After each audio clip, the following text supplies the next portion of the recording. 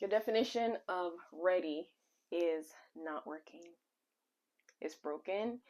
And God says if you don't change it, if you don't take another look at what it means to truly be ready on His timeline, you will be in the same place next year, the next 10 years.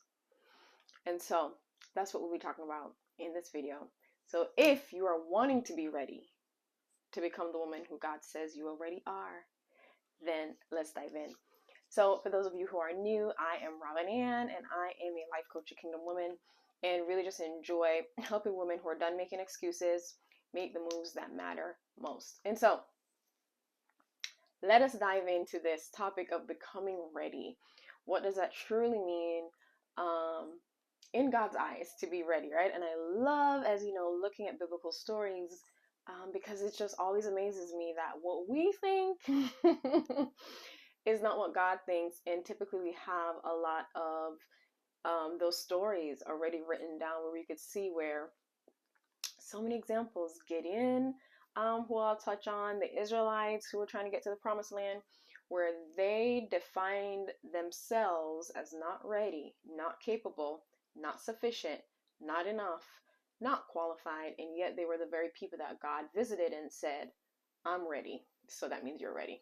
Okay. And hoping that it really just encourages and challenges you to realize that you have to redefine and realign your own perspective of what it means to be ready and just give God your yes. Okay.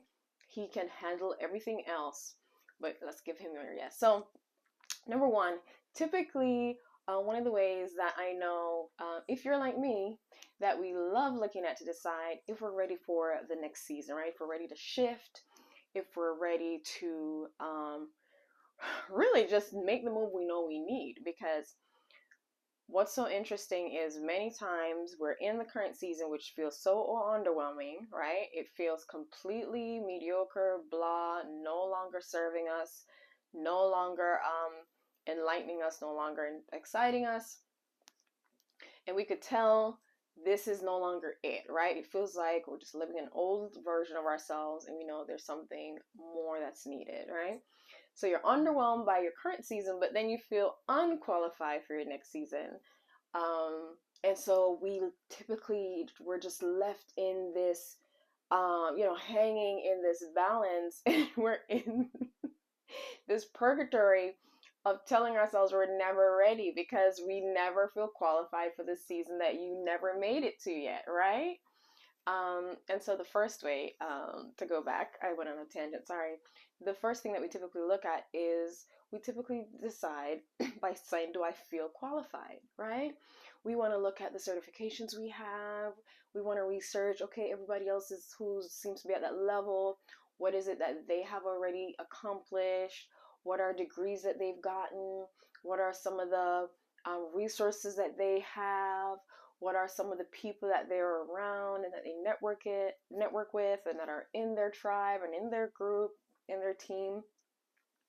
And we love to look at people who are already there and have been doing the thing and most likely acquired those things while they were already there. But so many times, if you hear their story, when they started the journey to get there, they didn't have those things, right? And yet when we decide to typically determine and judge if we're ready, if we're qualified, we're looking at them where they are now, right? I know people like to say we like to look at them in their chapter 20 when we're starting our chapter 1. And so it will never match up. And when we use those metrics, we will always keep telling ourselves, I'm not ready. I'm not qualified. God, I guess I still need these things to be in place, and I don't know how I'm going to figure out how to get to those things, because to get to those things, I need those things even now to even get, right? It's like, to get money, Lord, I need money, right? Stuff like that starts to happen in our mind, and we start to really spiral out.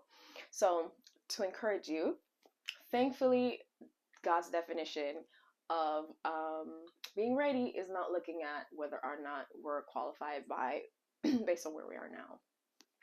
And so this is good news, right?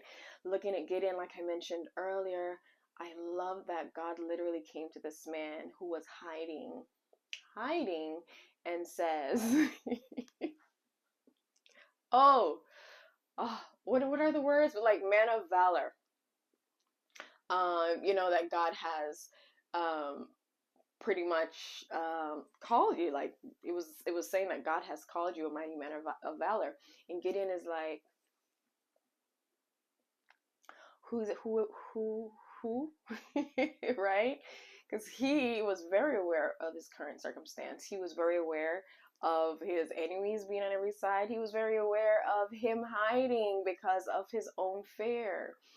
And so it always just amazes me that God really couldn't care less about, that fear that we have or the lack we think we have, but he always speaks from the end he has in mind. He always speaks to us from the person he already knows he has wired us to be, right? And so he's not going to look to the poverty you think you're in. He's always going to speak to that potential. And so that is what God is doing to you now. He's saying, I'm not speaking to your qualifications. I'm speaking to who I've created you to be. And so you will never, looking at your qualifications, decide to be ready.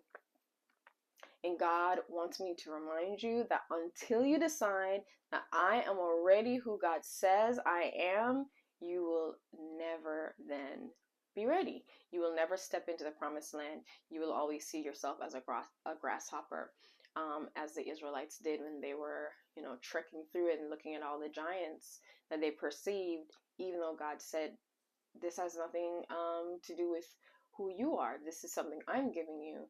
And so it's going to take me battling those giants. Okay? So for yourself too, whatever qualifications and requirements you have kind of now put up in your mind as a barrier, as a block, as the obstacle, as a mountain that you must first overcome before you can give God your yes, go ahead and give those back to him. And say, God, these mountains are not mine to defeat. If you've called me this woman, if you've given me this gift, if you've given me this message, if you've given me this platform, if you've given me this skill, this open door, this desire, sometimes it's as simple as a desire and a vision, and I do hear you saying, it is time. It's not like you're hearing God say, wait. It's not like you're hearing him say, be still, because there are moments for that, right? But you're not hearing that. If anything, you just keep being stirred. You keep being moved. You keep being beckoned to take a step, but it's you who's been disqualifying yourself. And so I want you to know it's time to redefine what qualified looks like, and just get back to what God has been showing you about the vision, about your dream, about your desires, about your skills that he has been giving you, right? So sorry, I don't know why I'm probably need water. But it typically just means just go back and look at things he's shown you that may not yet have manifested, but he's shown you that. Take me, for example. I know, because whenever I sit moments like this, and I'm going to tell a funny story, to speak, I know God wants me to speak, even though to me, I think I'm a better writer well, see, when God asks me to write, I say, well, let me talk it out. When he asks me to speak, I'm like, well, can I write it out? You see how we are? But some seasons I will think, I prefer to just write and create things in the background instead of speaking. But I know whenever I'm just spontaneously required to speak, a grace comes over me where I do it well. So even with this series, the funny story is, I literally just feel like God has been stirring me, even though I have not felt ready, with a mom who is working and toddlers, homeschooling, and just all the things. I've said, God, I really want to first have a clear system in place, and all the things that we want. And I literally felt like he was like, turn on the camera and start talking, and you will see how ready you are. And that's literally what the series has been. You could kind of see some of that, because it's been me as I speak, I'm clarifying like, oh, so I guess this is kind of what I'm supposed to speak on, right? I started first with overwhelm, and I realized it's just we're gonna kind of niche down right now in just becoming the woman that God needs now. So a lot of that happened from God saying, just turn it on and you'll see how ready you are. And I feel like for some of you, he's saying that. Like, step out and you're going to see just how ready you are, because there's things I've been developing in you that you have no clue about, because I'm the one who knitted you up since you were in your mother's womb and placed in you what I need. And so he just wants us to be willing to release it. All right. You can't always see it, he's saying, but can you just give me your yes that you're willing to release it? All right. So that's number one, is you're looking at whether or not you're qualified. Number two, you're looking at whether or not you feel confident or not afraid. And God is like, of course you're afraid. You have never been this way before. You don't know what to expect. Typically, like we said, there are truly enemies, right? Like Gideon, who I mentioned earlier, or the people of Israel who were traveling from Egypt to the promised land. There were legit enemies. It's not like God just led them through a completely cleared out land. There were people living there. There were people living there who did not want to give up their land. There, you know what I mean? Like with Gideon, they were surrounded by enemies who were, completely stealing and oppressing them. So it's not like there aren't truly enemies or barriers or resistance. And so typically we're looking at those things like, clearly this means it's not yet time to move, because these things, these barriers, these enemies, I cannot overcome on my own, right? So to not make this too long, one, of course you're unqualified. You cannot see what God has put in you yet, because you have not done it yet, because you haven't given him your yes yet. Two, of course you're afraid, because yes, there are enemies that God will have to overcome, but he's going to do it through you, believe it or not.